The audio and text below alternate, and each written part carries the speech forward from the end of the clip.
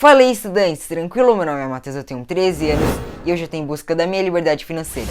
No vídeo de hoje a gente vai analisar como está o nosso fundo Tigar 11, detalhando o relatório gerencial deles de setembro. Aqui vocês vão ver o que e como eu analiso um relatório desses. Então o vídeo de hoje é para aquela galera que quer investir no Tigar 11 ou até mesmo para quem já tem carteira, também para quem quer ler o relatório gerencial, mas não sabe interpretar aquele monte de informações ou até mesmo tem preguiça. Para a gente ficar na mesma página, eu vou explicar rapidamente o que é esse FII. O Tigar 11 é um fundo que é focado no desenvolvimento imobiliário, ou seja, ele investe em projetos imobiliários em várias fases, desde a construção até a locação ou venda. O fundo é gerido pela Trinos e a estratégia deles é sair dos grandes centros urbanos, porque enquanto a maioria dos FIIs disputam os cobiçados prédios AAA da Faria Lima, eles focam em construir casas para as classes C, D e E em áreas rurais que ainda não possuem infraestrutura. Eles literalmente criam novos bairros e levam desenvolvimento para esse lugar. Além desse nicho, eles também constroem imóveis de alto padrão, como resorts e shoppings. Eles têm uma estratégia que eu achei sensacional. Eles fazem parceria com empreendedores locais e essa parceria funciona da seguinte forma. Os empreendedores locais conhecem a região como ninguém, sabem quem são os clientes, onde construir e para quem construir. Mas o que falta para eles é governança e dinheiro, e a Trinos é especializada nisso. Bom, agora vamos para o relatório. Só lembrando que todas as informações contidas nesse vídeo foram retiradas do relatório oficial. E eu sugiro vocês darem uma olhada porque eu não consegui colocar todos os detalhes aqui, beleza? O fundo tem hoje um valor de mercado de 778 milhões de reais, uma taxa de administração de 1,5% ao ano e uma taxa de performance de 30% de tudo que exceder 200% do CDI. O dividend yield foi pago dia 15 de outubro no valor de R$1 por cota, ou 0,76%, referente à cota do dia 30 de setembro, que estava em 132,15 e acumula nos últimos 12 meses 9,61% de dividendos. Eu vou falar sobre isso mais pra frente e também sobre a rentabilidade. Um ponto muito importante no relatório gerencial são os comentários da gestora. Aqui eles destacam o que eles julgam seriam os acontecimentos mais importantes naquele mês. O fundo possui em seu portfólio 70 empreendimentos diferentes em 13 estados diferentes. E sua principal concentração está em São Paulo, Goiás, Bahia e Rio Grande do Sul. Sobre a alocação do dinheiro que foi captado na última emissão de cotas que aconteceu em agosto, dos quase 300 milhões que foram captados, eles já alocaram cerca de 100 milhões em CRIs e equities, que são os investimentos que o Tigar entra de sócio. Os CRIs representam cerca de 30% do patrimônio do fundo. E com as novas alocações feitas em setembro, a taxa de juros média pré-fixadas desses CRIs tiveram uma redução de 12% para 11%. Então, se a média era de GPM mais 12% ao ano, agora é de GPM mais 11%. Teve essa redução. Mas, por outro lado, o risco diminuiu, porque a senioridade da carteira subiu de 46% para 62%. Senioridade é a prioridade de recebimento do CRI. Funciona assim. O CRI é dividido por classes de prioridade de recebimento. A classe sênior tem prioridade de recebimento, mas recebe uma taxa de juros menor, enquanto a classe subordinada recebe uma taxa de juros maior. Mas caso haja uma inadimplência, a classe sênior vai ter prioridade. Por isso que tivemos uma diminuição na taxa média pré-fixada. Relação risco-retorno. Risco menor, prêmio menor. A gestão destaca também que os CRIs ajudam na distribuição de dividendos no curto prazo, mas que o foco do fundo continua sendo no desenvolvimento imobiliário e que com o amadurecimento desses ativos, a distribuição de resultados também deve se elevar. Na área de loteamento, que representa quase 28% do patrimônio do fundo, a gestão citou 4 empreendimentos como os destaques de setembro. O primeiro foi o residencial Masterville Juíne, no Mato Grosso, com aumento de 37% no fluxo de recebíveis se comparado com o mês de agosto. O residencial Cidade Nova 1, no Maranhão, teve 77 vendas em setembro, atingindo 99% das unidades vendidas e 95% das obras concluídas. O residencial Parque Jardins, também no Maranhão, teve 136 unidades vendidas só em setembro, o que dá quase 10% do total de unidades disponíveis e atingindo 79% das vendas já concretizadas. Os certificados de recebíveis imobiliários, que aqui a gente vai chamar de CRIs, representam quase 30% do patrimônio do fundo, que estão divididos em 34 séries, lastreados em 22 operações diferentes e representam 218 milhões de reais. Desses 34, 11 CRIs entraram na carteira em setembro.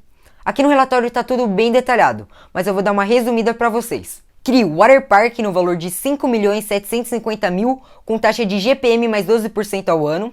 CRI Ferrasa de 6.800.000 com taxa de GPM mais 12,4% ao ano. Duas séries do CRI 100 de 25 milhões com taxa de IPCA mais 8% ao ano. Duas séries do CRI Gramado Resort de 15 milhões e outro de 7 milhões e meio com taxa de IPCA mais 10% e IPCA mais 12% ao ano. Duas séries do CRI Bonavita no valor de 21 milhões e taxa de IPCA mais 9,5%. Duas séries do CRI Residencial Relva de Pedra no valor de 5,6 milhões com taxa de IPCA mais 15% e IPCA mais 7,86%. E por fim a gente tem o CRI Solar das Águas de 6 milhões com taxa de GPM mais 9,5%. Todos esses CRIs têm empreendimentos como lastros, ou seja, o dinheiro foi emprestado para financiar empreendimentos imobiliários, e cada CRI tem suas garantias específicas, mas em todos o empreendimento é a base. Por isso a informação desse quadro é bem importante. Aqui a gente vê que os empreendimentos em questão estão em média com 77% das obras concluídas e 85% já vendido. E os dados desse outro lado aqui querem dizer que esses empreendimentos geraram recebimentos mensais quase 3 vezes maiores do que as parcelas pagas ao CRI. Então tá tudo certo, porque você tem que receber mais do que paga, e nesse caso aqui, eles estão recebendo 3 vezes mais. E o valor dos recebimentos é 2,5 vezes maior do que o saldo devedor. Por esse quadro aqui, fica mais fácil a gente ver como estão distribuídos os CRIs. Como a gente viu lá atrás, a maior parte deles são sêniors, ou seja, tem preferência nos recebimentos. Depois vem as únicas, que é quando não tem divisão, e depois as subordinadas e mezaninos. Dentro dos indexadores, que é o índice que vai remunerar o CRI, temos 63% de GPM e 35% de IPCA. Para você se situar, o IPCA previsto para 2020 gira em torno de 4% e o GPM por volta de 20%. E os empreendimentos lastros das operações ficam prioritariamente em São Paulo e no Rio Grande do Sul, somando aí quase 60% do total. O Tigar tem também um shopping no seu portfólio, que representa aí menos de 5% do patrimônio e que fica em Valparaíso, lá em Goiás. Lembrando que esse shopping ainda está em fase de maturação e ainda não contribui para o distribuimento de rendimentos. Destaque positivo para esse mês é que foram inauguradas 5 salas de cinema, o que contribui para a atração do público ao local. Além disso, alguns lojistas já reabriram as lojas e a ocupação já está acima de 50%. E no setor da incorporação vertical, que representa pouco mais de 1% do patrimônio, a gestão destaca o bom momento do setor devido à queda da taxa Selic, consequentemente na taxa de financiamento, o que aqueceu a procura pela casa própria. Grande destaque para o do Sky Garden, que vendeu 80% em apenas 3 dias. O fundo possui participação societária, os equities, em 9 incorporações verticais, que são os prédios, e em 3 horizontais, que são os condomínios de casas, sendo que 6 projetos ainda estão em fase inicial e são considerados land bank, ou banco de terras. Desses 12 empreendimentos, 3 já tiveram suas obras iniciadas e outro tem início previsto ainda para 2020. Além disso, buscando reforçar a geração de resultados para o fundo, foram adquiridos 2 novos ativos em Goiânia, um com VGV, o valor geral de vendas de 50 milhões e o retorno esperado de IPCA mais 2% ao mês, e o outro com VGV de 58 milhões e retorno esperado de IPCA mais 1,81% ao mês. Agora vamos dar uma olhada nos números e resultados. Rentabilidade é uma coisa que geralmente eu não dou muita importância nos FIIs, porque considera a valorização da cota mais os dividendos. E como a minha intenção não é ganho de capital, ou seja, eu compro um FII para ter renda passiva e não para ganhar com a valorização das cotas, isso acaba não tendo muita importância. Mas vamos fazer uma análise rápida aqui. Essa linha verde representa a valorização da cota nos últimos 12 meses. Então, se você tivesse comprado uma cota do Tegar um ano atrás, teria valorizado 5,95%. A linha branca representa o yield pago no mês e aqui embaixo, em amarelo, é o valor pago do dividendo, em branco o valor da cota no dia 30 de setembro. Se dividir R$1 do yield pelo valor da cota, você acha o 0,76% aqui de cima. Nessa tabela a gente tem a rentabilidade histórica desde que o fundo começou. Como eu disse, para mim não tem muita importância, então eu nem vou comentar, porque o que me interessa de verdade é essa tabela aqui, ó, a dos dividendos. O pessoal mais experiente diz que esse não é o indicador mais importante, mas pode falar o que for. O olho brilha mesmo quando a gente vê o quanto vai entrar no nosso bolso. Brincadeiras à parte, os dividendos que o Tegar paga é tentador. Esse mês ele vai pagar R$1 por cota ou 0,76% da última cotação do mês, que foi de R$ 132,15. Olha os últimos meses. Desde que eu comecei a investir, o mínimo que eu recebi foi de 0,76% ao mês. Isso é mais que 500% de um CDB que paga 100% do CDI ou 6 meses de poupança. O acumulado dos últimos 12 meses foi de 9,67%. Uma consequência de uma boa gestão e bons dividendos acabam refletindo nesse próximo gráfico, que é a liquidez, o quanto esse FII está sendo negociado na bolsa.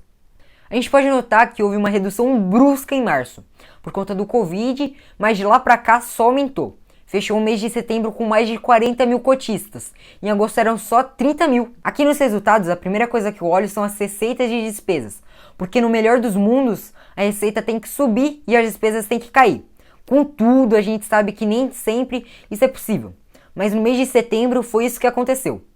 As despesas tiveram uma queda de quase 9%, o que é excelente. E na receita tivemos um aumento de 4,5 milhões em agosto para 7,5 milhões em setembro. Esse resultado se deu por um aumento de mais de 40% nos resultados dos CRIs, devido principalmente a dois fatores. Alguns CRIs que foram adquiridos no mês de setembro já pagaram PMT no próprio mês. PMT é uma sigla que na verdade eu não sei o que significa, mas é o pagamento mensal dos juros e amortização. É a mesma coisa quando você faz um financiamento imobiliário.